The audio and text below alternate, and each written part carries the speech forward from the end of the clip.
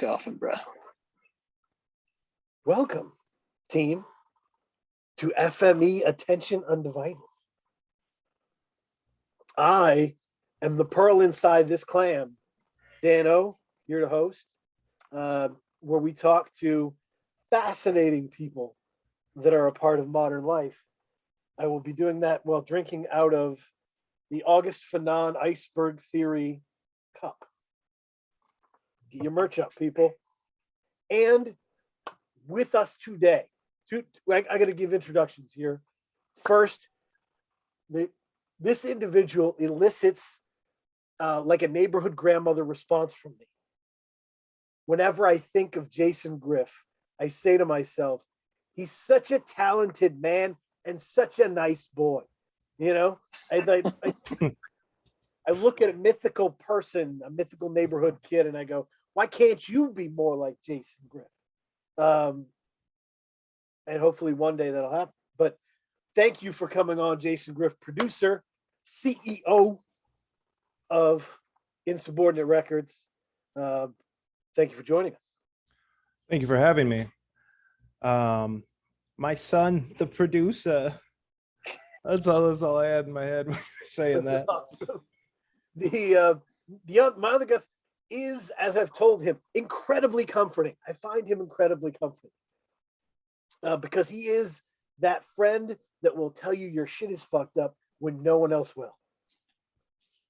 That is his legacy in the game, right? He will tell you your fly's been down, like zip it. And that is Alaska Adams, the Ashley Judd of underground hip hop. Just someone. It's the highest compliment I've ever received in my life. You know, I was watching Tooth Fairy with The Rock, Julie Andrews, and I said, Alaska really is kind of the Ashley Judd. Yeah. So I think I might be. I'm not with outside of not being a Kentucky fan. I think it's all lines up. Thank you for being here, man. Thank you for having me. Great to talk to you because, like, I think you definitely worry about being too negative, and that worries. I worry is kind of a strong statement. I don't know if I worry about it that much. Yeah, and it worries because I am as negative as you, so I'm just happier on the shell of it. But yeah, Human Zoo, which is the new album coming out, pre-orders up, and everything's ready to go. Merch sailing through the mailing system. Definitely builds on a lot of what you were talking about with Cargo Cults, coming back strong. So how did it come together? I know the timing is interesting on this. I think I'm trying to think. Like, I know we had done a few things together. I think it was probably, and correct me if I'm wrong, Griff, but I think it was kind of after. Okay, cool. I figured as much. It was like right after. I think it was right after Adapt. Like once that was done, you had sent me some beat packs, and then like I quickly wrote 4 songs. I think, like in like 2 weeks or something like that. And then that just is sort of where it started. Like we did that. I picked out like another 10 or 15 beats. Spent the next year writing, and then we were like, okay, I think we got a record. But I think it started like last summer, like maybe before Cargo Cults came out. We started working on it. We did. I remember because actually I remember we had like 4 songs in the bag when Cargo Cults dropped. Yeah. And I remember listening to Cargo Cults, and I'm like, all right, we're covering a lot of the same subject matter. I see where we're going. Yeah. Yeah, I think we had a couple Lucy's in the bag, between Adapt and Ode to Camplo and such. And then I think at some point or another, like I had posted something online and you asked me to send it to you, and that just kind of led to the old snowball building of sending you so many beats. Yeah, pretty much. And then we knocked out like 4 right away, and then sat on them for quite some time, and then just like knocked out the rest in very quick succession. Yeah. Yeah, I think that about sounds right. I mean, the whole process was like, because I'm back in school, so like I didn't really have a lot of time to record, but I had time to write. Like I would wake up early in the morning and do writing. So I think like once school finished, I had like 12 songs to record, I think. And I think I just knocked them out in like 2 weeks and sent them over to you. So it was a lot of writing before actually recording, which is a weird process because you don't really know how things are going to sound until it's laid out. So you have these like ideas that are building in your head for a year almost. And then it's like, sometimes you lay them down, you're like, damn, it doesn't sound like what it sounded like in my head. And I really like the song that was in my head, but for the most part, the song that was in, at least in my head, was there. Yeah, no, I would think there's positives and negatives on that because from hearing it, it sounds like the fun part would be once you know that is your schedule, you're like, all right, I'm going to be locked and loaded by the time school ends. You know, when I get free time, I'm going to maximize it and I'm going to come in with a full clip. So if I do work, I'll have another one we can pivot into. Yeah, I mean, I think that was definitely part of it because I also had an EP done with Ray West that I recorded like after I finished recording all of our stuff, but that was completely written as well. So it's kind of going to be my plan again this year because, you know, I'm going to be jumping back into school soon. So it's just going to be like writing on the train, writing in the morning, and then eventually recording it all. Yep. No, it's sometimes hard to fathom how much good production is out there. You know, just you can get lost down the rabbit hole of you know, NCL Tim or you know, Ray West. There's so many. Or Jason Griff. Jason friggin' Griff. He's all right. The special thing about Jason Griff, I wanted to talk about this. I was thinking about this, is like a lot of underground producers, they do a thing stubbornly and they're like, this is it, right? Jason Griff, if like Kesha walked in the room and was like, you're doing my next album, Jason Griff would be like, let's go. No, it's nothing. Because that's extremely accurate. I'm just like his sound flavors are all over the map, you know. Yeah. I'm sorry, did I cut you off, Griff? No. I mean, it's so accurate. I didn't really know what to say, but yeah, I mean, I don't know. Like a lot of people have their sound and they stick to it. I kind of tend to get bored quickly if I do one thing consistently, you know. So I like to bounce around a lot. I mean, honestly, like the last thing I want to do is just be pigeonholed as an underground hip hop producer. Right. You know, not that there's anything wrong with underground hip hop, but like it's definitely like a lot of it. It can keep you in a box, you know. Right. And it's a pretty repetitive box. Yeah. No. You mean yeah. Well, go ahead. You don't want to be pigeonholed. You don't want to just be like, you know, angry white dude rap. Yeah. Right. Exactly. Yeah. I mean, it's a market, but it's a claustrophobic market. It really is. So, I mean, and the strange part about that, because like people around me will be like, Dan knows so much about music. I'm like, I don't want that vibe around me. But it really is just being childishly excited about new sounds, right? And just being, I want to hear some other shit.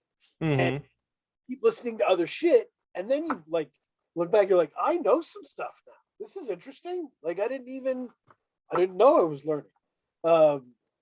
And that's always been the feeling of listening to Jason Griff, where you're like, and I told I think Fireside Chats is the best rap compilation of the year, period. Cheeto included, you know, at me, I'm cool. Like it doesn't beat Fireside Chats. Well, it's the only one that has Adapt on it, so that kind of gives it a real like leg up on the competition. It really does. Yeah. And that's not even to sell short your other appearance on the album, because Rage is also a banger. Yeah. Adapt just happens to be the banger. Yeah. You know, Well, it's Adapt like was what we set out to do, and Rage was like, oh, I've always wanted to do a track with Juggernaut, and this might be my only chance to ever do it. there you go. Yeah. I mean, and it just Fireside Chats is such a beautiful study in like voice textures on the same song. Because there's something about Alex and Alaska together that is fantastic. Right. It is. It is like the kind of dancing can't be touched boxer and like the Rocky Marciano hard puncher on the same track. It's great. And Juggernaut was such a great addition to that. Yeah, thank you for getting me into Juggernaut. But yeah, no, it was. I just think that's a really important thing. Your ability to not just adapt, but like earnestly embrace these different corners of music. It never I feels saw like, what you did there. The pun. You slipped a pun in there. oh, it never feels like you're trying to pivot or switch into something new. Like this is my prog rock thing. Like it just feels like you're doing it. That's awesome. Thank you. That's kind of more or less exactly how I feel about it. Yeah. No, Yeah. I mean, Jason has like some of the best drums in rap, so that's really what always gets me in. Like if somebody doesn't have good drums, I don't give a shit what else they're doing. But he has amazing drums and is doing like crazy creative stuff as well. So it's like all these like sort of soundscapes and just sort of like worlds that he builds that you don't really find anywhere else. That shit is dope. And then it's like, you know, he knows when to put a trap drum in, he knows when to put a boom bap drum in, he knows when to put like, you know, a heavy 808 in. Like it's got a feel that's impeccable. That's a great point. Yeah. No, it's just it's the touch. It's the touch of right. And was it that we're it was a Prem Rock quote he said about Elucid's production for FME when I gave Elucid MVP last year. He said it's ear over gear. And I think, it definitely applies here. So was Ode to Camp Low when you knew like this is my kind of producer? Or when was it first like, damn, this is my shit? I think it was Adapt, honestly. Like, I mean, Ode to Camp Low was dope. That was kind of the first thing that we did. But I think when we did Adapt, it was just like, it was such a different style of beat. And it was like, I think I told Jay, I think I told you this. Like I always had this dream of doing like a rap album that sounded like a Ben Folds album. Like, you know, sort of just bigger like piano scapes and just like, you know, more depth into the songs, lots of like movement and changes, and Adapt kind of felt that way to me. And it was like, I was like, man, this is dope. This is the kind of shit I want to be doing. And like, so for me, it was Adapt. I think that really set it off. Yeah, no, that's great. No, and I think the common ground sonically is that Alaska is one of the few like New York heads I know who loves Cash Money, just unabashedly, just loves that era. And you will go back to it and have fun with it and those cadences or those hooks. And so that lack of fear to have fun in public is definitely Jason Griff as well. So I think there's a bond there, if that makes sense. Yeah. Oh yeah, I do stupid shit in public all the time. Yep. No, it's the coolness fact. There's a lot of posturing in underground rap. Yeah. I mean, I can't speak for Griff, but I've definitely like gone through my phase where I postured for a long time. And that didn't really get me any happiness or joy or any further in my career than just being myself and being happy and not giving a fuck about what anybody else thinks did. Yep. Yeah, I could never figure out what to posture as. So so I ended up just kind of doing me, which was just doing a bunch of different things, you know, not really like worried about. I think going back to earlier what you were saying about knowing where to use a trap drum and versus a boom bap drum or whatever, I think about all like the underground producers that won't even use a trap drum, you Yeah. know, an 808 snare or something like that, because you know that's that whack shit, that commercial Yeah. shit or whatever. And I'm just like, I think they sound awesome. They sound amazing. And like and I Sorry, go love ahead. to, if I can do something to combine like the typical trap sound and the typical boom bap sound, like doing like like a southern drum pattern with like a real drum kit, you know, Mhm. like that kind of shit. That's like, just like, it should sound like this, but it sounds like this, but either way it sounds great, you know. Mhm. Yeah. I mean, Yeah. you know, like that to me, like anybody that's going for underground sound is missing the point. Right. Mm. Right. You know, it's like the best shit is always the shit that is just like some people just hanging out together making music to make each other happy, that ends up taking off, or like defining a city, you know what I mean? Like Right. It ends up making other people happy too. yeah, it ends up making other people happy because that the joy is in that creation and in trying to like make the people around you happy and make your friends laugh because you wrote the illest bar, or make like, you know, your friends just want to rap because you made the illest beat. And then that translates outward. And it's like you see scenes die once like people stop creating in that vibe. They start creating more for like, well, now we have this audience and we have to reach this market and we have to make a song that's going to sell Levi's and one that's going to sell cars. And then, you know, one that's going to hit the audience that, you know, is adjacent to ours, but we don't really care about them. We just want to sell the record now. Like that's when the joy gets sucked out of the music, and you hear it. You definitely hear it and you feel it. Checklist rap. Yeah. Like it's a whole genre. It's Yeah. rough, and the underground is vibrant, but it isn't that profitable. So if you're No. not going to get super rich, you might as well be having a ball with what you're doing, Yeah. right? Yup. I would say anybody who is thinking about doing innovative stuff, but is worried about how their audience is going to take it, go ahead and look up first week reviews of your favorite albums, Mhm. right? Look up Rolling Stone's original review of Ziggy Stardust, where they make fun of it. Mhm. Go ahead and look up Rolling Stone's review of Transformer by Lou Reed, where they call it a joke. You know, Mhm. that's read it and be happy, because Yeah. it happens. This is what it is. And over time, you know, the innovators are never celebrated right at the beginning. Mm. No. Out right that, you know, that never. Yeah. I'm a little concerned about like, because we're in like a really good age right now of like Oh, yeah. independent underground music, but it's like the New York Times is starting to find it. And usually like once that starts happening, like those types of publications are writing about like the next big like underground thing. Yep. It's usually like a sign of this is going to be over in 2 to 3 years. Right. You know, like I've just seen like artists that were like 2 years ago were like already like awesome, but like nobody knew about them unless you were like in a certain circle, or you were already listening to like one or two artists that led you down to that other artist that are now getting like stories about them in the art section. And it's great for them on like a level of increasing their popularity, increasing their ability to make some money and reach more people. But it also like, just based on experience and seeing this cycle happen over and over again, Yeah. it's the beginning of the end of something that's happening right now.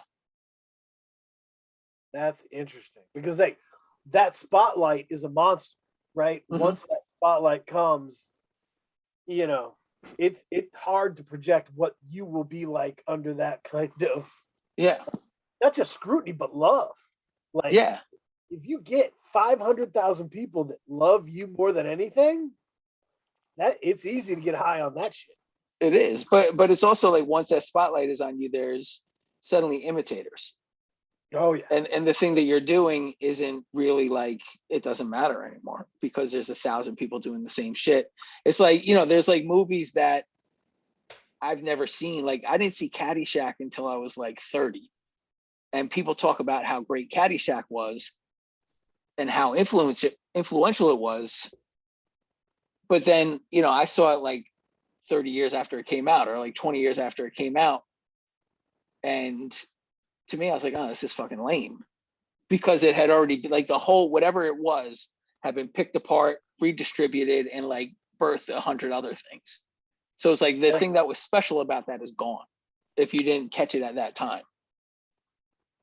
Yeah, no, and I was messaging Zilla earlier Friday, sorry, and I was saying I think every Wrecking Crew album, their Call It Culture album that has been released this year, is better than any Benny, West Side Gun, or Conway. Oh yeah, and I would agree. This year, and some people might think that's a hot take. I'm sorry, but like, I'm not even shitting on those guys. I think it's really hard to stay 2017 Griselda sharp in 2021. Yeah. When you've got like people actively like pumping you up all day. Yeah. And you're also still kind of making 2017 Griselda. Right. Yeah. Because if they innovated, how would people take that? Yeah. Yeah. And fuck it. I mean, I get it. Like, these dudes have been like hustling and struggling and like trying to like make a name for themselves for a long ass time. It's like they're not young kids. No. Trying to do this. So it's like, you get set in your ways, you start to have success, and there's responsibility that comes with that. Oh. Especially when it's your livelihood. When it's your livelihood, it changes the way you have to approach this. And that's an unfortunate truth of needing your music to pay your bills, to feed your children, to put roofs over the heads of your family. When that becomes like your driving source, it's going to change the way you function. I mean, that happened to me, when I was on Jux, and that wasn't anybody else putting pressure on me. It was my own, like, I got to like do this because this is what's going to pay my bills. Yeah, that was a question I had, by the way, based on No More Music for the Suckers. Great. Okay.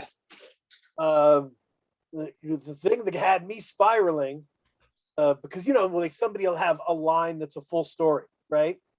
And it lost myself on a tour bus, became an awful fuck, and I was like, ooh, yeah, that's a story. How did rap tour life affect you?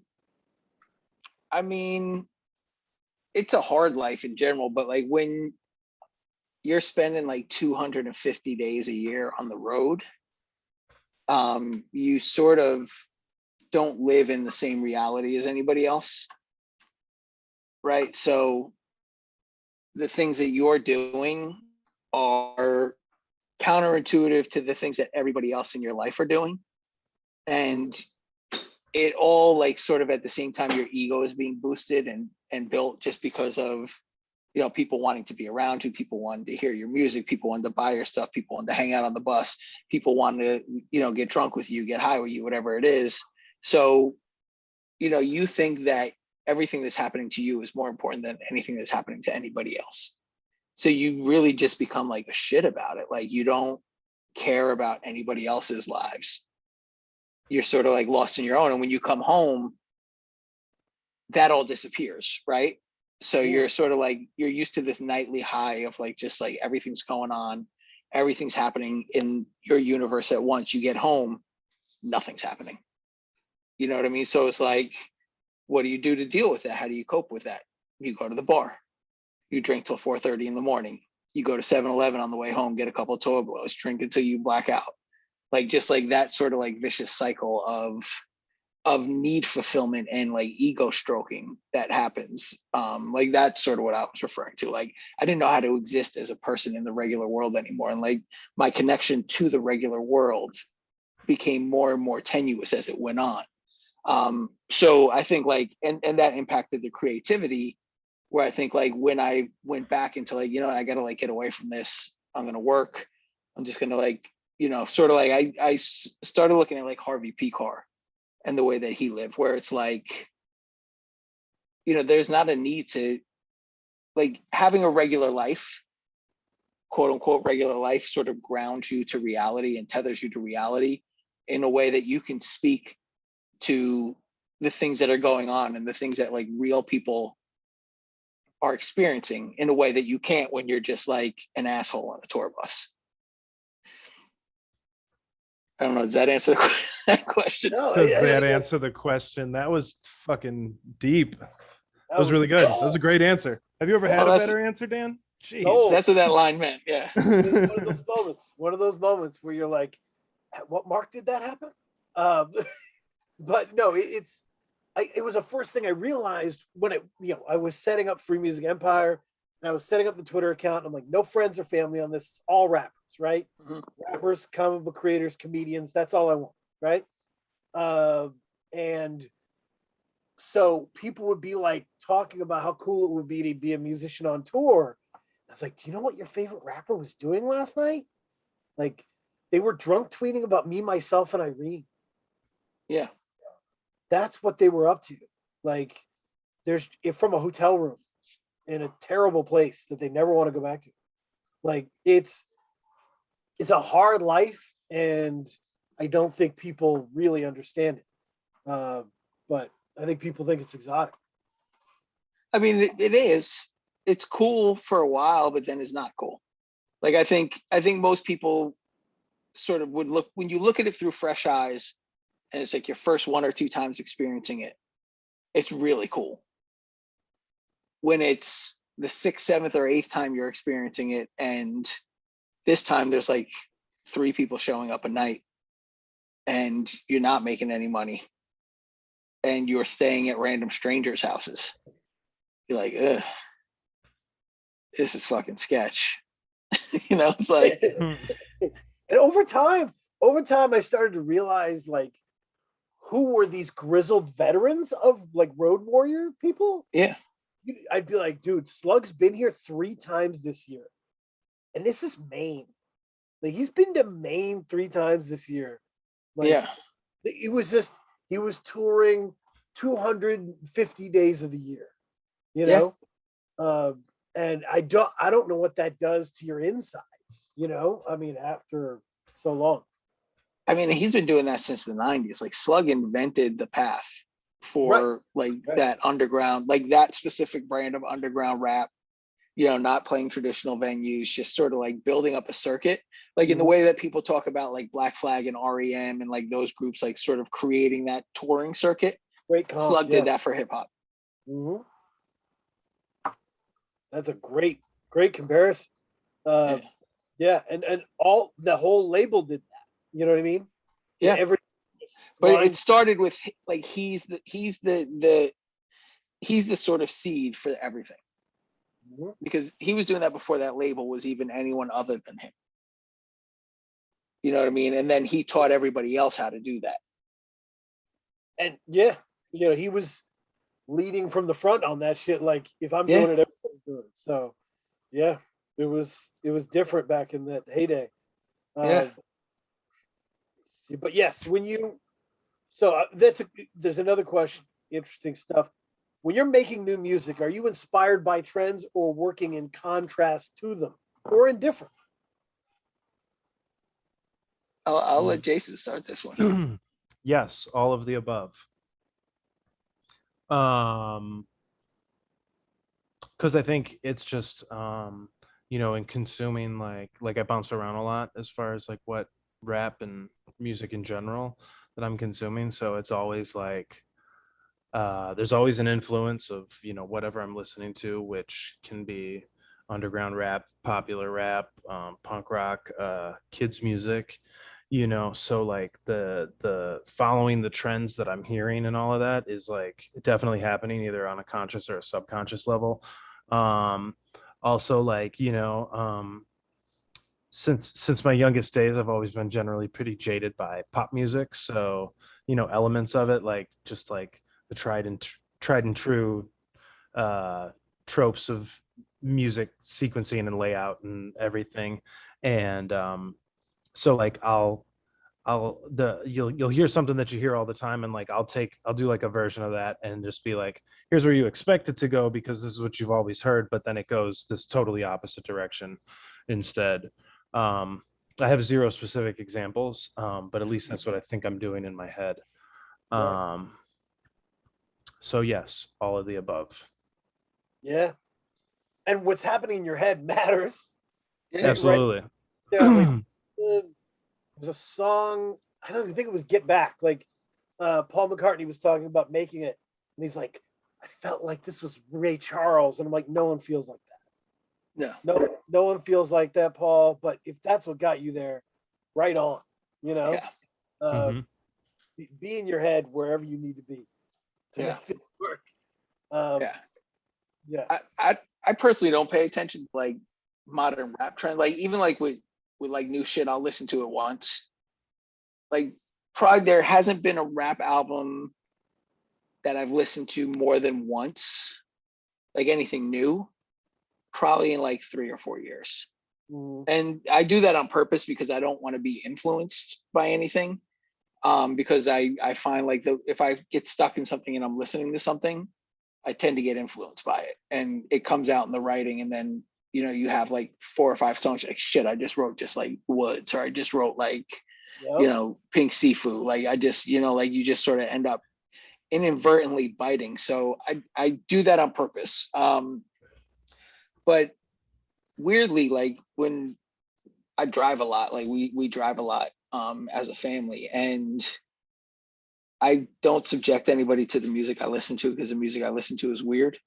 But like, you know, my daughter loves pop music. Like she's, you know, an 11-year-old. So she likes Olivia Rodrigo, Taylor Swift, like all that shit. And then my wife like is like 80s new wave. Like that's her thing. So like in the car, those are the two sounds I'm hearing all the time. And like, that's the music I hear most. So like, I kind of really pay attention to the song structures in those songs and the hook writing. Like that's something like if anything, like I pick up, it's like stuff like that.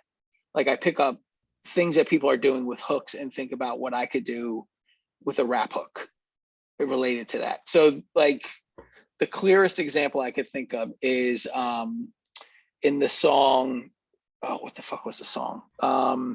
It's the first one we released. No, second one, I think. The one the Love Ulysses joint? No. No, not for the Lucy's record. playlist. Yeah, the Lucy's. What's that? Playlist, yeah. So right. I kind of just jacked like a format from a Taylor Swift song for that hook. So it's like a song called Delicate, where she's like, is it cool if I say all of that? And like I kind of like just jacked that whole like style for that hook.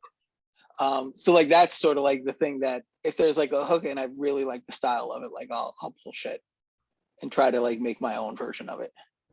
Or in the case of Holla Back. Yeah, exactly. Yeah. Nope. No, that totally forgot about that. Yeah.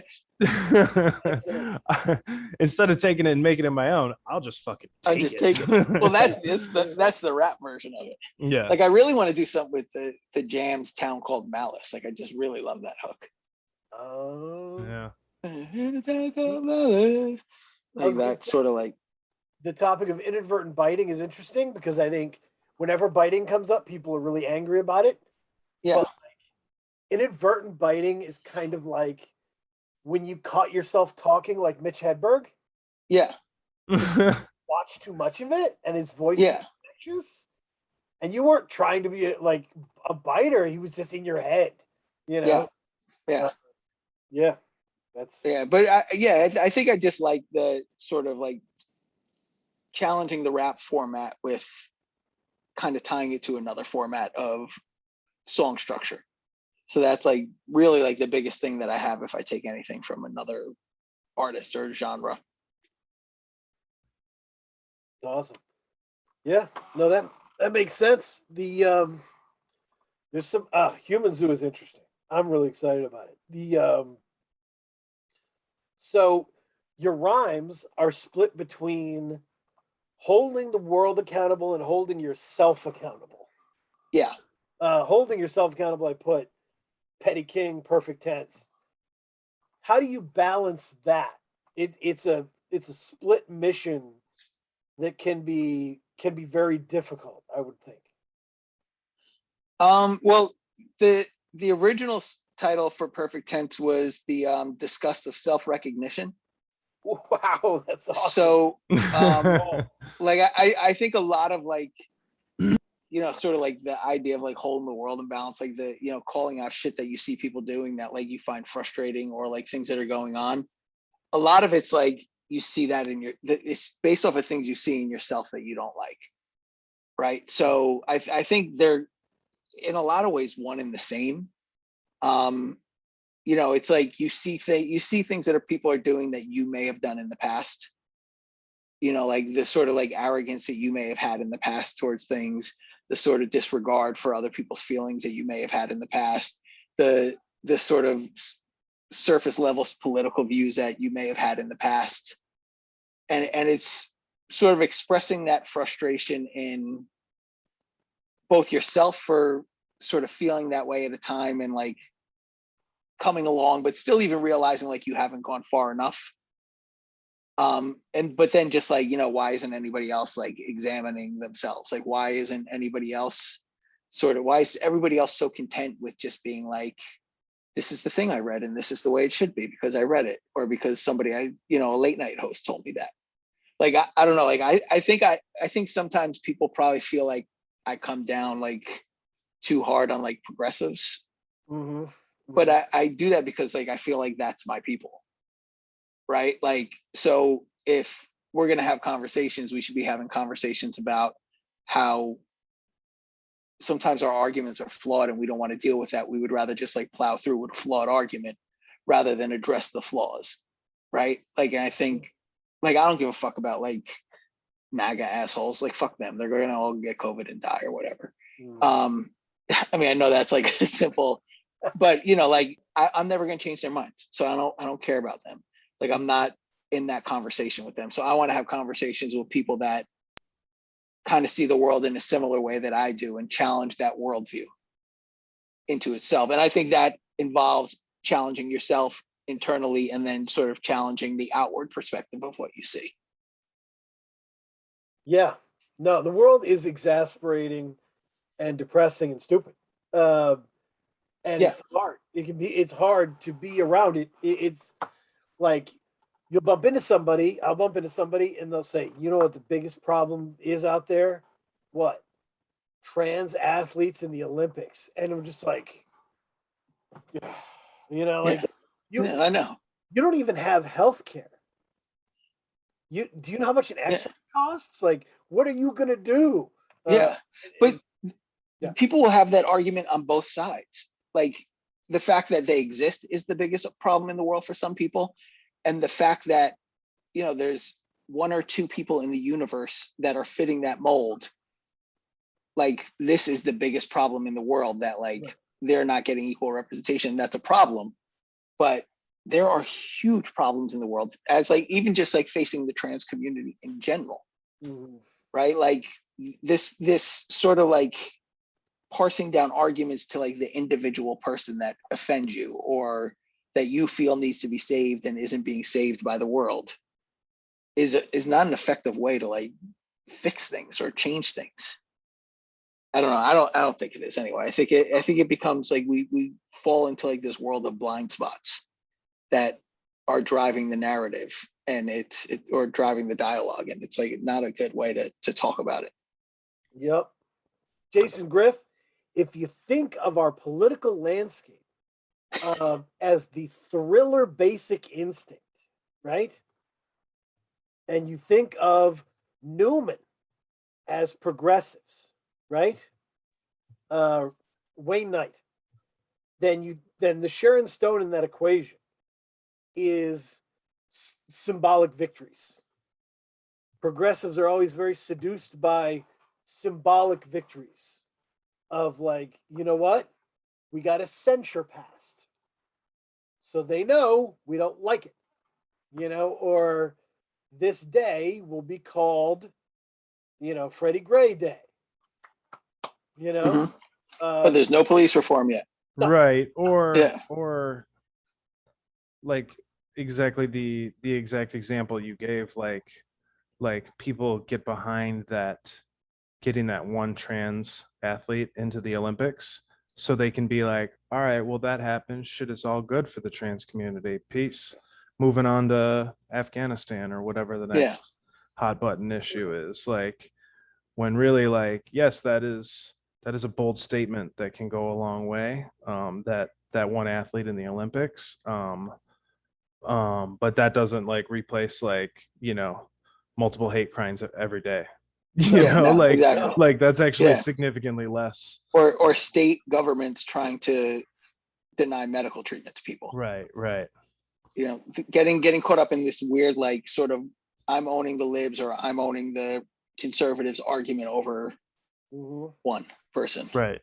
Yeah. I generally know, like, if I get into a conversation about socio-political issues with somebody, if they use a term like libtard or whatever the other equivalent of that is, conservafuck, I believe people say. Yeah. I generally know that conversation's over already. Yeah. You know what I mean? Yep. There's a lingo they equip people with. It's rough. It was, and for anybody uneasy with these conversations, we're in a good pocket for you. So next question is, there's a great line on here. Since Nation, I've been pro-black and cynical like Kojak. Mhm. And honestly, much the same, right? I empathize with this. Like, Chuck D for a generation of us was like our father. Or it was like Lawrence Fishburne in Boys in the Hood. He was like, let me tell you, and we were like, oh my God. He was like, he really made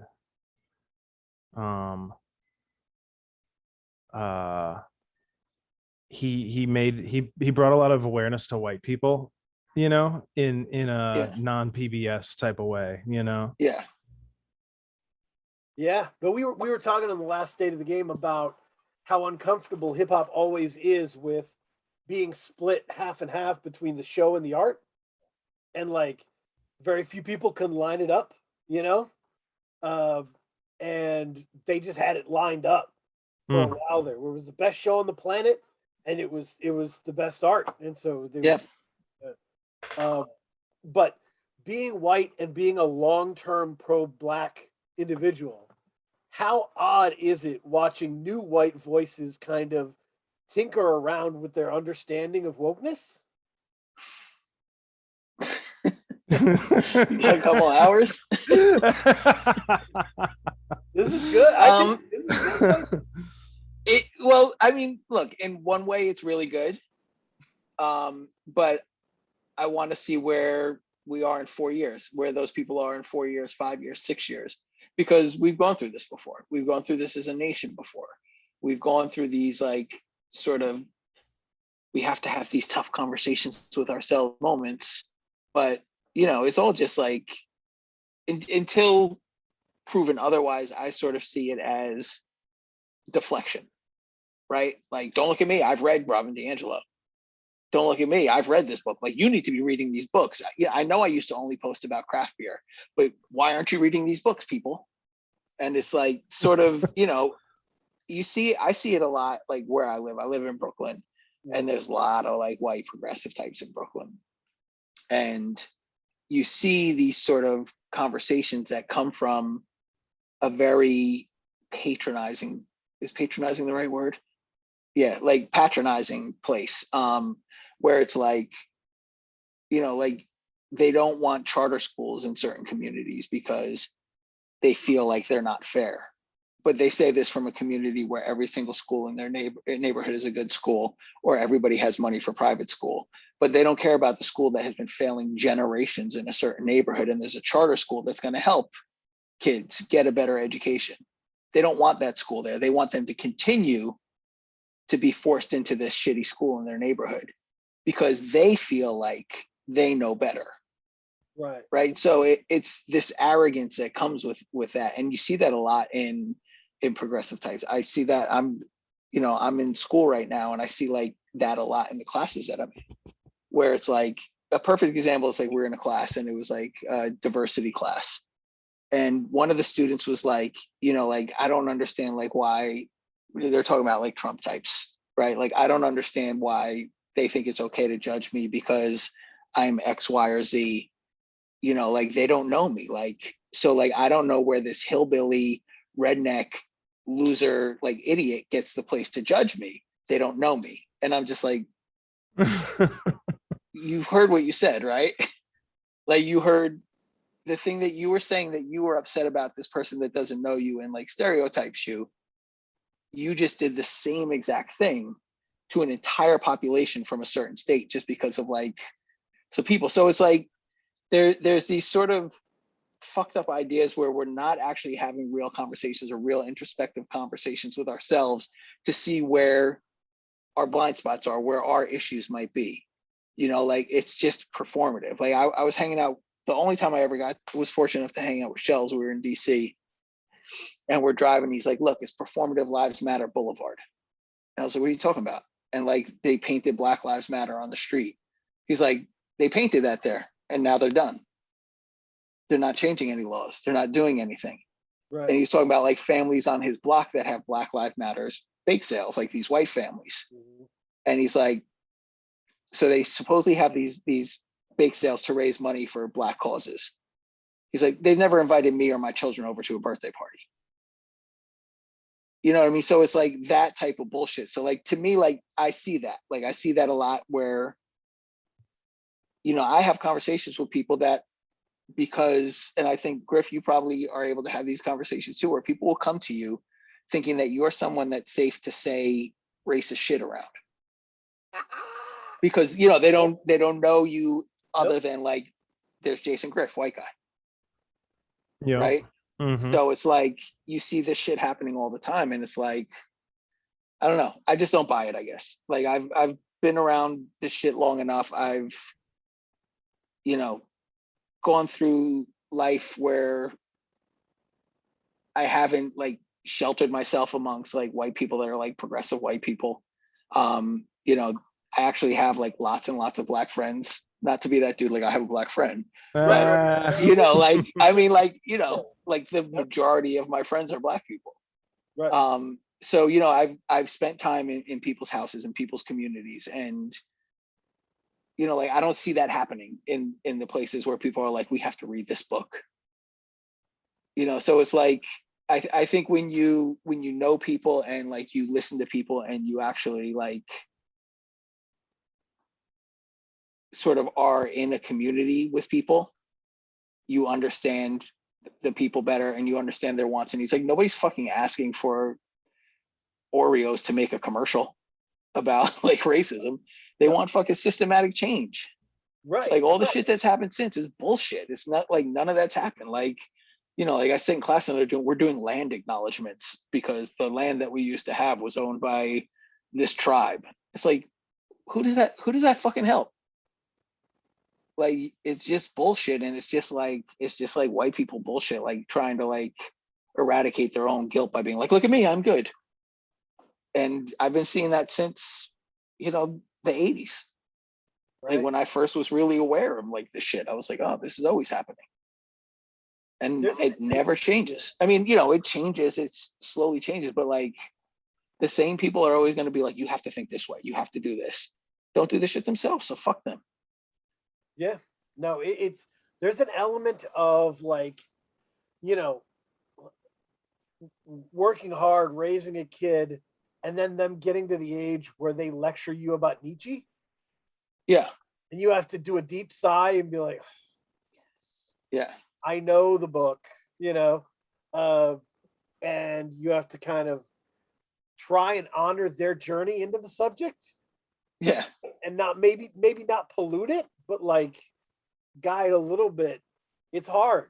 It's hard because some people are very new to stuff that we knew about for decades, Yeah. And just new anger, right? And it's but the right, whenever the right will start discussing arguments that are ridiculous on the left, they're never from Black voices. They're always from like bourgeoisie, Yeah. white progressive people saying loopy stuff, right? Yeah. Yeah. Well, Tajay had a great tweet, and he was referring to like white people that are obsessed with the idea of white superiority, like woke white people. He's like, because when that's what you think, you're also thinking the opposite is true, right? So his take was, these people think everything is rooted in white superiority, which must also mean, from his point of view, is that they also think it's rooted in black inferiority. I mean, that's at least like that's what it said to me, and I was like, wow, that's fucking deep. Yeah. No, you're still like the hero in the movie, and they're the damn right. Like that's the role you're putting people in. Yeah, it's weird out there, but it's the same as it ever was. It's something. Well, I was used to, and I feel like when you discussed the whole, being racist people coming to you, feeling comfortable saying racist shit, I think I'm at the level, the next video game level above that, where racist people come to me to talk to a black person. They're like, I've always wanted to ask this to a black person. What could you tell me about this? Yeah. And be in the position to have to like be some sort of liaison to it. It's really, really uncomfortable. But if I don't do it, it's even worse. It's brutal. It's a rock and a hard place, bro. Dude. But no, we're talking about, this leads into Extremely Online. I told you when I first listened to Extremely Online, I stopped listening to the album. I shut off everything, and I just kind of sat on the porch and stared into the nature for a while. It was a lot to take in, but there's line, narratives are bullshit. Never let them be your gospel. Boom. What are your least favorite narratives? Jesus. You got a couple hours? Yeah. I feel like this is my most BuzzFeed question. Well, I mean, there's probably like 90 BuzzFeed lists about this. 37 least favorite narratives. My least favorite narrative is that this is gonna be probably Nas only had one good album. That it was an EP. Oh. No, I think my least favorite narrative is that Donald Trump is the worst president in the history of the United States. Ooh. He's pretty awful, but I mean, he's got nothing on George Bush and Dick Cheney. A lot of his terrible policies were Obama era policies that were just carried over. The rudest ever, maybe like the biggest dickhead of a president. Right. But right. Facts. Yeah, terrible. Yeah. I mean, great president. The argument is not that he's great. No. It's that like you've overestimated the rest. People who miss Obama scare me a little bit. People that are like, oh, Obama. Oh, do you remember how great it was? I'm like, well, we have a line in the record. It's like, imagine if Obama did it.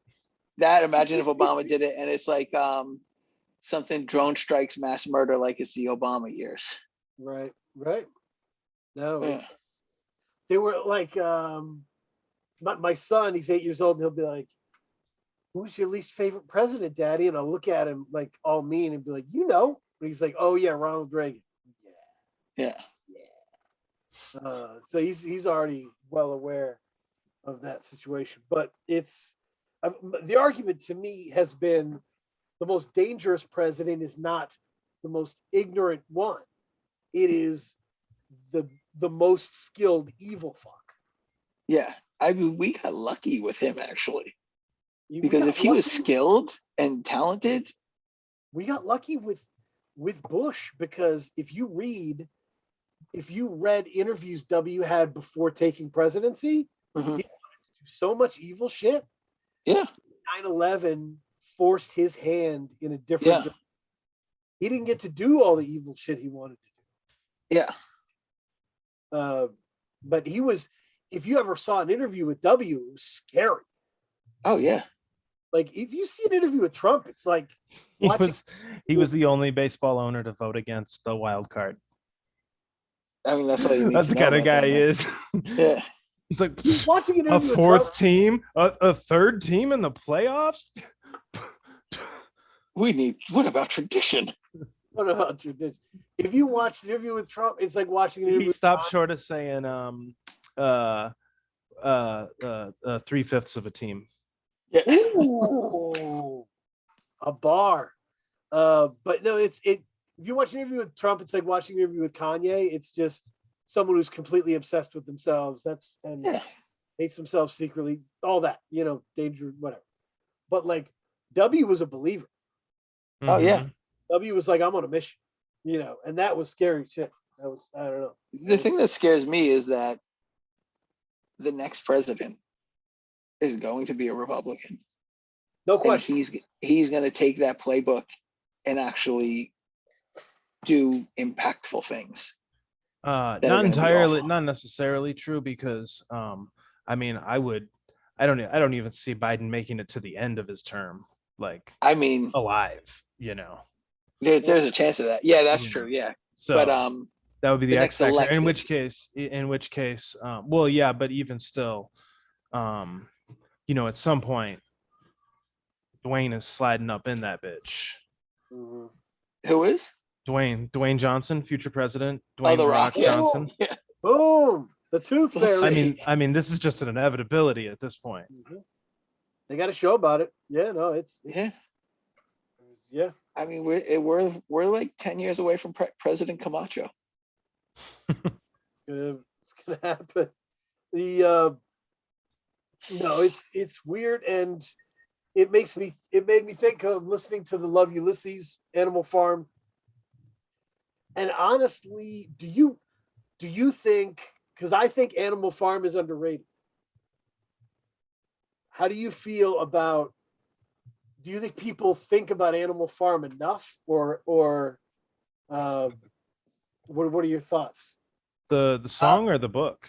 The They book. don't think about the song enough. No, They they don't. definitely don't think about the song enough. What a song. But yeah, I definitely feel like, everybody runs around. They're like, Big Brother, 1984. We've always been at Yeah. war with Eurasia. Right. But I think people like they look at, they're like, everything about the world is 1984. But I think there's several other novels that it is before that. Animal Farm being one of them. Yeah. Nope. Yeah. Animal I think people just like to say Orwellian because Yeah, absolutely. it's like an easy buzzword. Because it's easier to them... say than Huxleyian and Yeah. Bradburyian. Well, it would have to be Huxley-ish, and it would sound a little cheeky. That sounds decent. Yeah. Yeah. Couldn't it be? It's a little Wouldn't a Huxley. huckster just be? Huxley mania is running wild. Yeah. But no, I just read the other day that Sandra Bullock's character in Demolition Man was named after the main character in A Brave New World. Yeah, because her name is something. What's the woman's name in Brave New World? Also her name in Demolition Man, but her last name, the character's last name in Demolition Man is Huxley. Wow, that's a deep fucking cut. deep, man. A deep cut. Opening up third eyes over here, You are, man. The wild shit is, I just looked up Demolition Man. Yep. And she is like, at least like in the Google casting, she's like 9 rows down. That was like her first major role. Yeah, but I mean, Jack Black is listed ahead of her. Oh, I forgot he's in it. Yeah. And he's like, and it was the least believable sexual chemistry you could ever imagine. Where like, oh yeah, Bullock and Stallone don't like.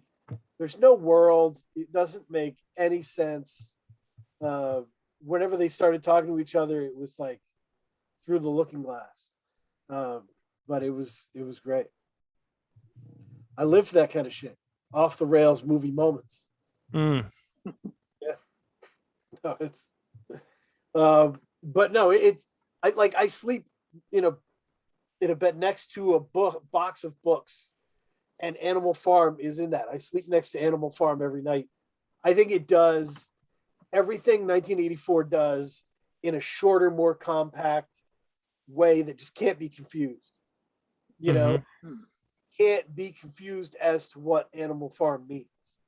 Have you ever seen the T.S. Eliot letter about Animal Farm? No. Oh my God, it's mandatory reading. So T.S. Eliot was a horrible person. And it's all because of After the Poetry. He became like a big critic and started having sway. And he was publishing people, but he was a jerk off. And so Orwell sends him Animal Farm to publish. And he goes, I think you've got the wrong take, boyo. The pigs are the lead characters. They're great. Like I the just looked it up. world needs pigs to really galvanize it. Where would the about those great pigs? Like, wow, dude! Like those idiot roosters wouldn't know what to do without the pigs' leadership. Unbelievable! It's unmistakable. That's it. That's the legacy. Yeah. So now that's everybody should check that out. So yeah, this is a Griff question. We got a good Griff question. Alaska says, I want to do a group, but with someone outside the call-out culture familia, outside of my existing clique. Who would you recommend he would be rapping with? Like all like no scope of reality whatsoever in there. Like no one's off limits. Yeah, we can't bring back the dead or anything, but we're, Okay. Yeah. Okay.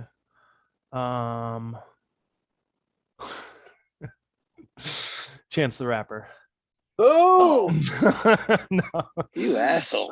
But I think that would be funny arguments. Is like oh wow. I would love to see someone like totally contrast you. Like who's like the most absolutely like disgustingly positive rapper out there? Logic? Oh God. I don't know. That's a good question. You know? Is Logic positive or is he just like whiny? I don't know. But could it be? Would it be Macklemore? Would it be a Macklemore situation? I think we did that Macklemore song, whatever it was. I think basically it was the summary of the previous conversation that Alaska was having just a moment ago. Right. What's the name of that song? The one is, The one where he supports gay marriage or whatever? No, I don't know if he named the song Black Lives Matter or what it's actually called, but it's like a 9-minute song about White privilege 1 and 2. Is that what it's called? Right. Yeah. Was Okay. that the Yeah. Post-Grammy thing? That was an awkward thing for him. Yeah. Yeah. I don't know. Right. All right. But realistically, can we- that would be awesome. Would be Denzel Curry. Boom. Oh, I like that. I Um. like that a lot. Fun fact, a secret even to Alaska, is during the creation of this album, I listened to a shitload of Denzel Curry. Particularly that his newer stuff with like Kenny Beats, because I really liked the beat switches and like the chopping of the vocals and the pitch shifting at random points and stuff like that. And like you can hear some of that in Human Zoo. Yeah, no, that Kenny Beats, Denzel Curry is like workout music. You can really do that. Curry's engaged. A lot of rappers are kind of scared to yell like he yells. Because yelling, I think, on some level, is embarrassing. Yeah, that's true. It's much cooler to be cool, But yeah, no, that would be interesting. The Denzel Curry thing is interesting. You'd almost want to set up a super group with like Denzel Curry, Alaska, Doof, and Fatboy Sharif, and just like throw it all together. That'd be Release amazing. it on Halloween. Fuck it, you know. But no, it. Were you ever worried about, this is to both of you, how people were gonna understand the use of guests on Rules to the Human Zoo? All the fucking time. Yes, very extensively worried about it. Yeah, I'm expecting like, a full backlash. You know, I mean, I don't know though, but like we came from like the era of like 90s rap when it would be like, you know, there'd be a track featuring so and so, and like then they would only do like 2 lines of the hook or whatever. Like when we did the listening party the other day, we referenced a handful of different joints, but Yeah. I think we did what we could to be as clear as possible. Like featuring, when it lists somebody as a featured artist, then that would be like Lou and Sharif, like doing like full verses, and then in other cases it's additional vocals by, and that's where, you know, people are jumping in. It's like a saxophone solo, you know, except they don't play Right. saxophone, like their instrument is their voice. And we got them on there because they're our friends, they're our colleagues, but also like their voice was the instrument that we needed to complete that song. Yeah. You know, I know a conversation we had early on was like Alaska's flow is just so consistent that sometimes it works against him, where like the hook might sound like the verse, and that's where, you know, you have a Prem Rock jump in and do a hook, or Alex jump in and do a hook. Dude, that conversation stays in my head when I'm writing to this day. Our conversation? Yeah. Oh, my bad. Or you're welcome. No, it's good. It's actually a really good conversation. It was really helpful. It's a real part of the thing is like when it's Alaska is in that class of people who is so good that what happens is an audience relaxes, right? An audience breathes out and says, "Oh, he's got this," right? Don't worry about it. And so they might not even catch everything. Because it just that happens with consistent MCs who are just dialed in like that. Whereas some people have voices that bounce all over the world. Yeah. So you gotta have balance. And that's why you have, like, you know, Alex, Prem Rock, even Sharif, they have voices that go all over the place. Yeah. It's great. It's great. And that's why people love Adapt, and people love when you sing, because it's such a new, interesting wave. But yeah. I have such a bad voice too. So yeah, but it worked out really well on that one. So it did work on that one. I've tried it on other ones. It doesn't work. Yeah.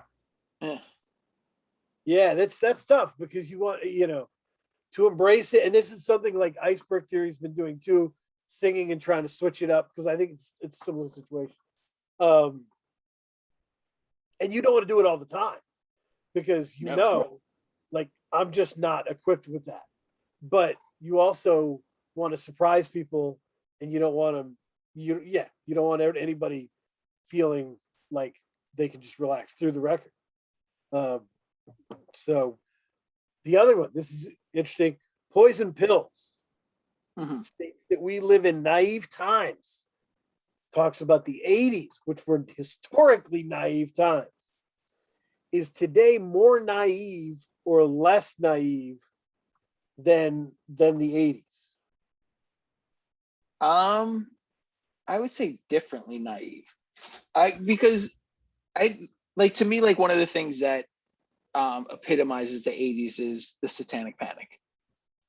Oh, I like this. Right? Yeah. So right now we're living in a time of dual satanic panics. You know, it's basically like one half of the country, like, we both basically have gotten to a point where we think that the other is whatever the Satanic Panic version is, right? So it's like the sort of like MAGA contingent is like, you know, critical race theory is destroying our community from the inside out. Marxism and socialism is destroying our community. And then, the sort of like blue state side is like, everything is racist, everything is sexist, everything is this. It's like, it's sort of, there's no sort of conversation based in reality. It's completely based in these ideas that are completely fear driven, that are put forth by people that know that they're fear driven. And it's a great time to be a grifter right now. Oh yeah. And and it was like the same sort of thing you saw in a Satanic Panic. Like, there was like all of these sort of evangelists that were just like pushing that shit and making money hand over fist. And you see the same thing happen. Like, look at every single fucking bestseller list in the country right now. And what are those books going to be? They're going to be books that cater to one of those two groups, and telling them exactly what they want to hear and how they could drive more fear. Twitter does the same thing. The algorithms do the same exact thing right now. And we live by those algorithms. Everything is becoming more and more sort of centralized towards pushing people towards the thing that they fear most and making that their all-encompassing thing.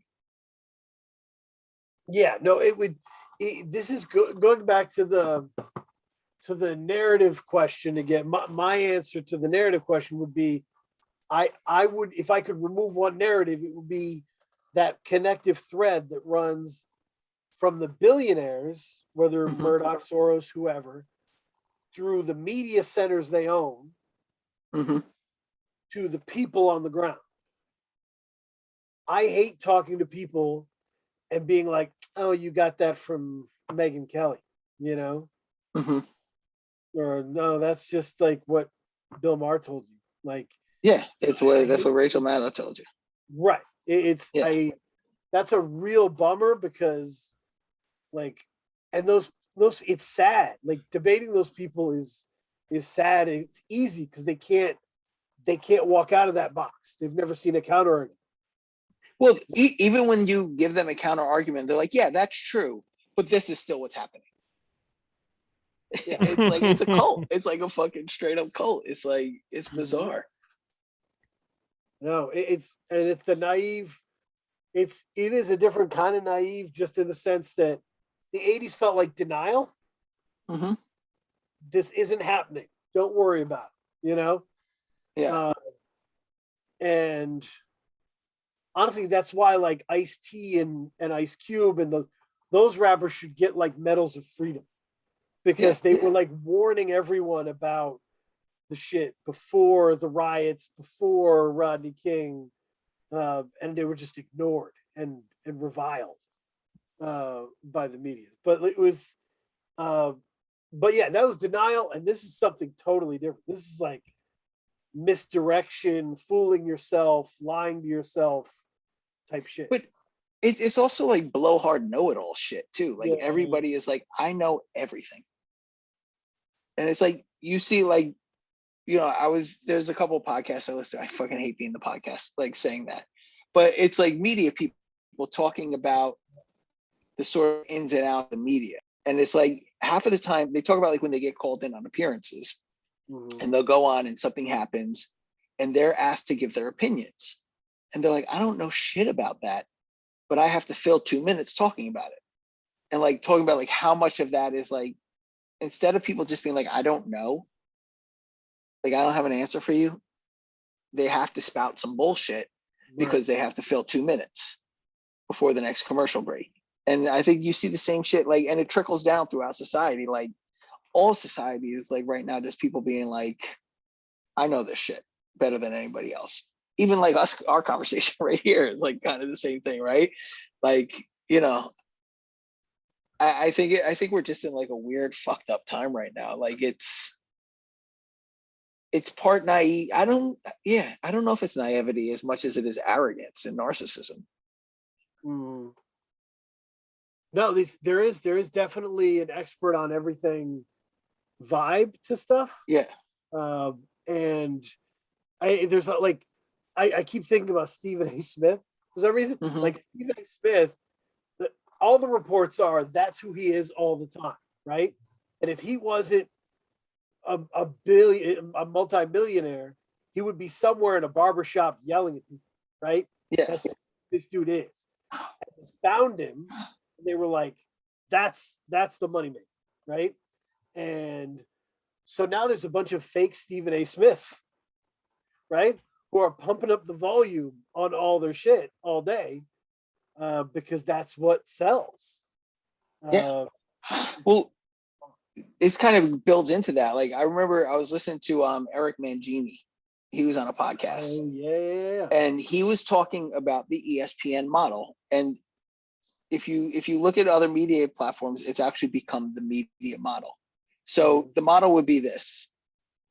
There would be a segment on, like, say, I don't know, like LeBron James. Mm-hmm. You know, where should LeBron James sign next year? Should he sign with this team or that team? So we'd be like, LeBron James is going to sign with this team next year. Mm-hmm. And in the next segment, they'll be like, find out where LeBron James is gonna sign. And like, so that would become the conversation. Then it goes into their interviewers asking LeBron James, like, people are saying that you're going to sign there. And it becomes like a 2 to 3 day news cycle that they've created whole cloth that doesn't exist anywhere. And you start seeing that, like, you see that in like CNN now, you see that in Fox, you see that in MSNBC, like all the media is that sort of like, it starts with speculation becomes the story. And then the people who are involved are like, that didn't happen. Like, what are you talking about? And then, like, you know, their opponents will be like, these people are doing this and now they're saying they're not doing it. Like, which is it? It just becomes this like self-perpetuating cycle of created bullshit that doesn't actually exist. And sadly, like, nobody's the wiser to it. Like, they're not picking up on that shit. It's become like the diet that we consume and love.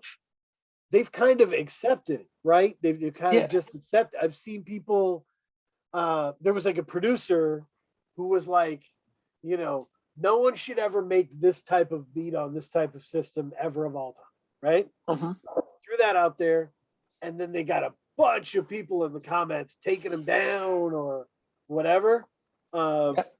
And then down the line, there was this amazing response by someone saying, sure, this was trolling, but it was a great, like, a way to community farm this discussion point between these groups. And I was like, wow, we liked being trolled? Dude, we fucking adore it. It's that, dude, when Howard Stern first got started, his ratings were through the roof. Oh yeah. And there was like a point where they were looking at the ratings and they were like, what about the people that hate him? And they're like, those people watch 3 times or listen 3 times longer than the people who love him.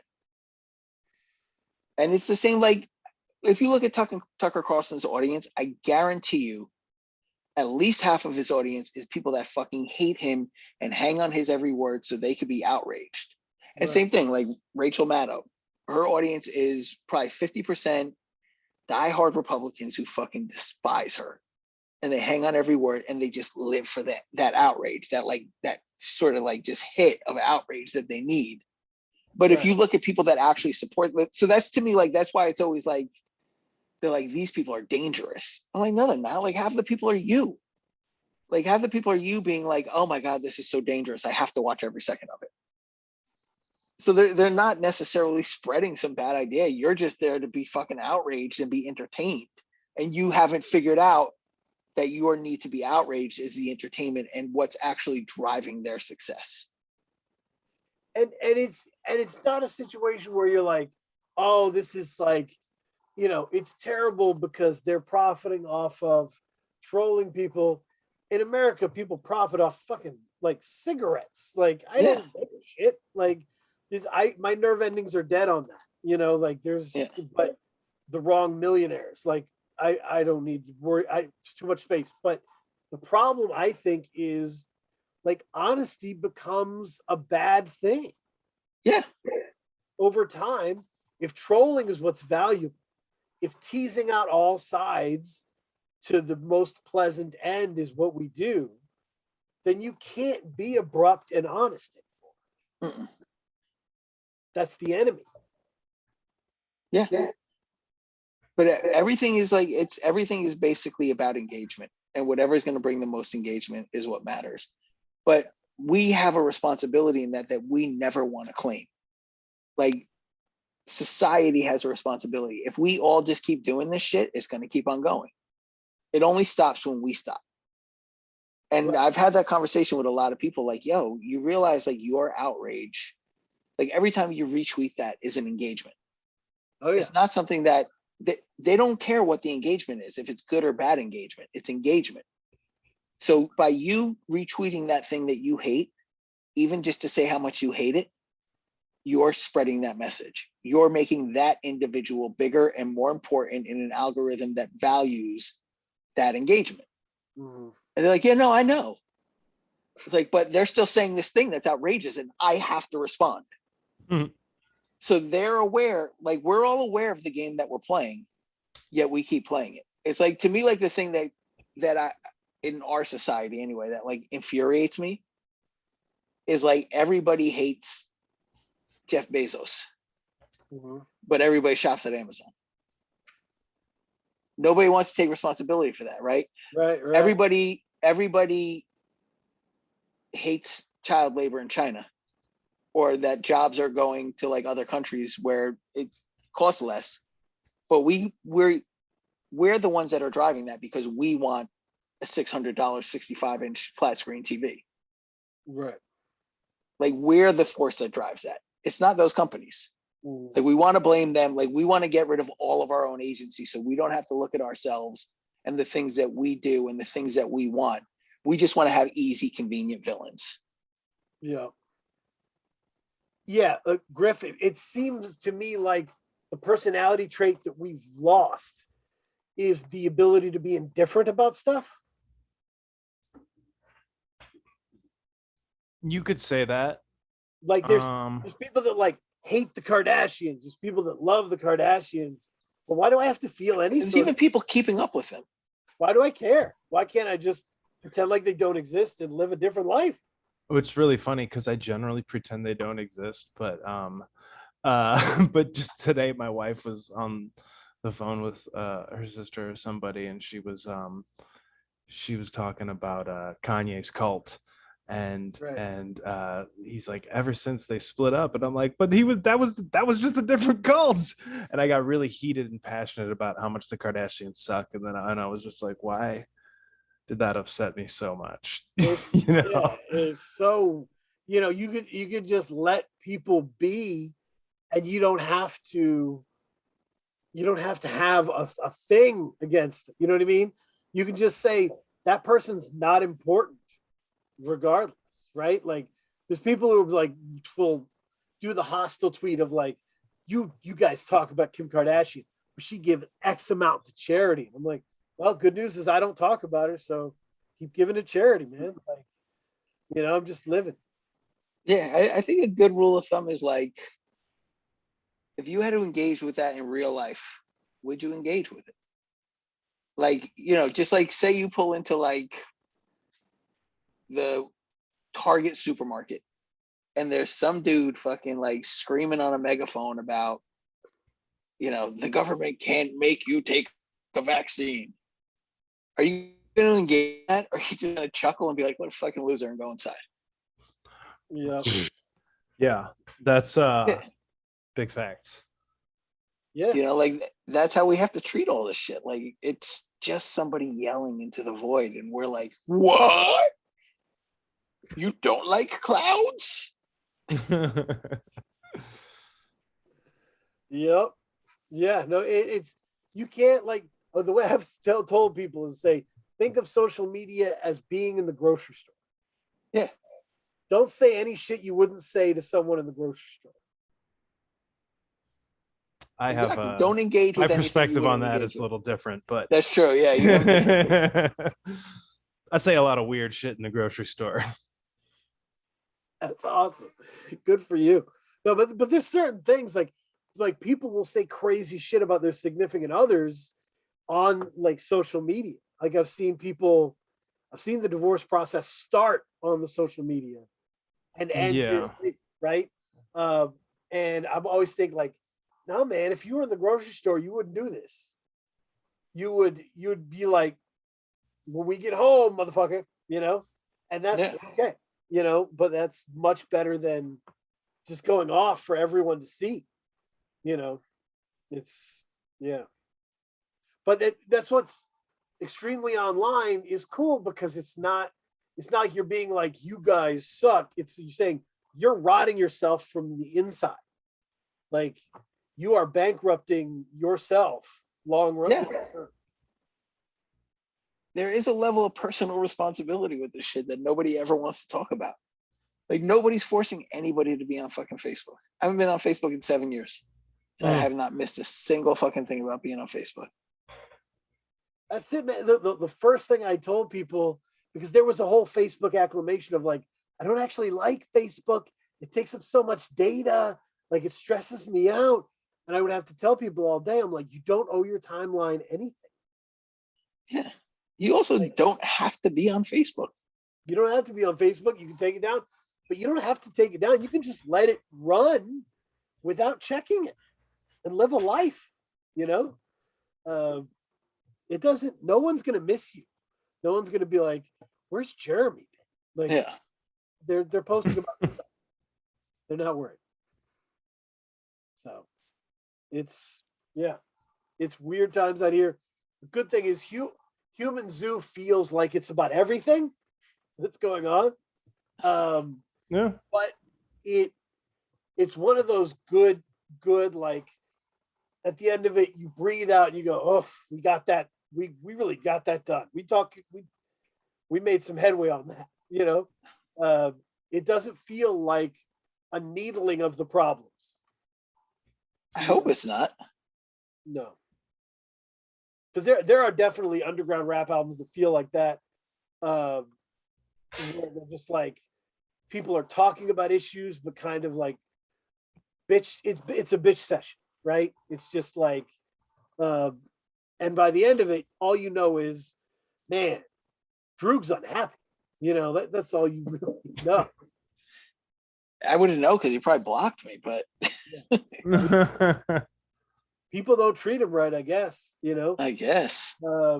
And so that's the thing. But like, Human Zoo, by the end of it, you're like, we really, I got some shit to think about here. It's good. And shout out to you for doing Ode to Scorsese, by the way. I mean, I don't want to get into the nitty gritty of it. I will just say, I have a lot of respect for art that is that hard to make personally. And songs like that, like, people will tweet stuff and be like, man, Scorsese was so ill and I miss him. And I'm like, I miss him. He was such a fucking great dude. I miss him. Yeah. I miss his rapping. I miss his vision. I fucking miss him. And that song has all of that in it. And that's important. And that's, some people don't make the song that way, Yeah, I mean, it was, I don't know. Like, I got the call from Jason, and I think I wrote that like the next day. It just was like, I don't know, I had to get the feelings out. Yeah. Yeah. I mean, when I did the Long Live Scorsese post, I was drilled into the metrics of what made him special as an artist, because my first feeling was, I don't want people to lose that. Yeah. I don't want people to lose like how technically brilliant he was. And so I wanted that out there. But I'm so glad to have your tribute. I think Blood Money Perez has a great tribute as well. There's a few people who really hit a good one there. But yeah. Thank you for still doing the great work with Insubordinate Records, Griff. The merchandise still on the next level. Great stuff. Did you get your throw pillow yet? Not yet. Okay. Not yet. That's exciting. Yeah, I'm excited for you. I'm excited. And my wife, I showed my wife what the pillow looks like. What'd she say? She was definitely like, "Oh my god, it was good," but it wasn't as terrifying. Like, that's for the basement couch, honey. Yeah. It wasn't as terrified as it was. There was a pillow for a brief time. Big Flowers had a big smile pillow, and she did not want that. Okay. She did not want the big smile pillow. If you've seen the cover of Big Smile, it was a lot for her to handle. It was, so, but I got a cup out of it. She's very comfortable with me having my own Big Smile cup, but a pillow is going to be in the house. So she likes the Human Zoo better than that. Okay. There's a cheekiness to it. There's a good time. So I'm hopeful it'll be. We're both pretty handsome dudes too. Like, The At boy least we're love- drawn that way. yeah. Yeah. It's great. Who did that, by the way? Captain Watts. Captain Watts. That's right. He's been the long-term ace in the hole for Insubordinate. Yeah. He has. He's done a good amount of stuff for us. Yeah. It's awesome. Shout out to Captain Watts. Yeah, he's a good dude. Yeah. No, it was yeah. I'm just gonna say yeah. Thank you for coming. I don't have any more. Does anybody have any plug stuff? Anything else they want to do? I have a question for you. What's your, I like to ask everyone, favorite song, least favorite song? Three, two, one, go. That is a tough. I was thinking about this because there's songs I feel are interdependent, right? Okay. There's like I don't know. So like the Heart of the Team award goes to Petty King, right? Okay. Petty King is the heart of the team, I think. I But always kind of felt Petty King was a good sequel to Adapt. Mhm. Yeah, that's like the guts, because the rest of it you're like Animal Farm is the high scorer on the team. It's just like if you came for the rapping, here it goes, right? But you get to the real personality and guts of it. The shit that Alaska can do that other people can't do. Petty King is kind of in that vein. Ode to Scorsese's in that vein. I don't know. Least favorite song would be, I mean, No More Music for the Suckers is too short. That bothered me. I wanted more of that shit. I was like, oh, because I think the demo version's like 25 seconds longer, so maybe we can dig that up and send it to you. longer, but no, it's the world of short songs is something I've had to adapt to. Of like Fun. a minute and 30 seconds, and I'm like, fine, do it, but I don't like doing it, but okay. I do like that everybody is open to like a song just needs to be as long as shorter as it needs to be for that specific song. Yes. So if it only needs to be $1.10, then it's going to be $1.10. If it needs to be 340, and you go over the precious 315 mark or whatever, then so be it. But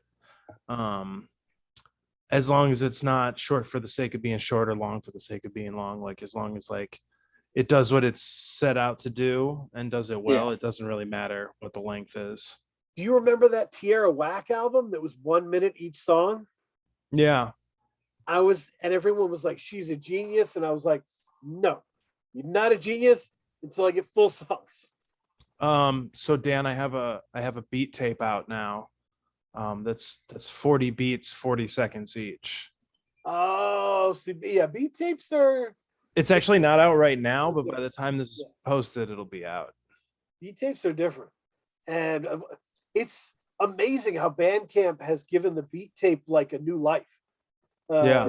Really like what Brain Orchestra sold his beat tape like it was the Missing Wu-Tang album, you know? It was just like, it was secret, and it was like delivered at a specific time, and it was like, this is a beat tape, you know? But shout out to him, shout out to everybody doing great work on this stuff. So I got to check that 40-second thing out. Dan, did you ever hear the Words Hurt record, The Attitude? I did. I think it's 9 songs, and it's under Like, I think it's like 13 minutes. Yep. Yeah, nine songs, 14 minutes. It was designed to be like the Circle Jerks group sex album. That's awesome. No, a lot of brilliant artists have helped me adapt to this Fun. over time. I've gotten better than I used to be. Because I'm fully willing to be proved wrong on shit. So drop your short songs, prove me wrong. I'm cool with it. But no, it's great. I think I was recommending Human Zoo on State of the Game. I was saying that I feel like Alaska, you and Zilla have a shared mentality of simple but complicated. Simple but complicated, you said? Simple but complicated. Yep. Where like, there's a core. You want your songs to be unmistakably understood, right? Yeah. Choruses that give you exactly what the fuck you need to know, and clear messages and verses, but complicated references that bounce off each other that you might miss, that will catch you the third listen, fourth listen. So the craft is advancing. Yeah. But we're not in this to confuse you. This is not obtuse. I don't know. I feel like sometimes it is not to confuse you, but it's like it's coded in that you have to know this genre. Yeah. In order to get it. Like somebody who is not familiar with like deep levels of understanding rap music is not going to get a reference necessarily. So I think on that level there is a little bit of like, this is for certain people, at least from my point of view. I hear you. Like, no, yeah, yeah. I mean, I think of Castro as the guy who embraces, like, I'm going to confuse you, but you're going to love it. You know, yeah. Don't worry. That's pretty accurate. Yeah, he'll put you in the labyrinth, but you're enjoying it. Have you guys heard his new record yet? I have not. Mhm. I Yeah. have not. But I would love to talk to him. He's great, and I still can't shake. Have two beats on it. Ooh. It's amazing. That album's fucking. And neither of them are the best beat on the album. Wow, that's good stuff. The Locust gets that award. Which one did the Locust do? Free Huey Fitted. Yeah. No, it's There's so Like much that's going on that record, the Beats You Wish You Made, Volume 1. Mhm. oh That one goes on there. Oh man, no, he's I can't shake the Prem Rock album. I haven't stopped listening to the Prem Rock album. It's incredible. So I'm excited to hear that and see if a Shrapnel album follows it and see if that comes together. Those guys are amazing. Yeah. And then there's a Bourbon Generals album in the mix too. Oh, that's gonna be good. Pun. You said pun? Yeah, there's a pun. Bourbon General's in the mix. Oh, look at that. Yeah. Oh, catching the puns. Yeah. No pun passes by me. Yep. Shout out, man. Great color culture, great guests. Yeah. Insubordinate Records, great merch. Thank you all. Thank you. Thank you for having us. Yeah, and I would just part by saying, BFB to Pac-Man, thank you. Keep doing your good work.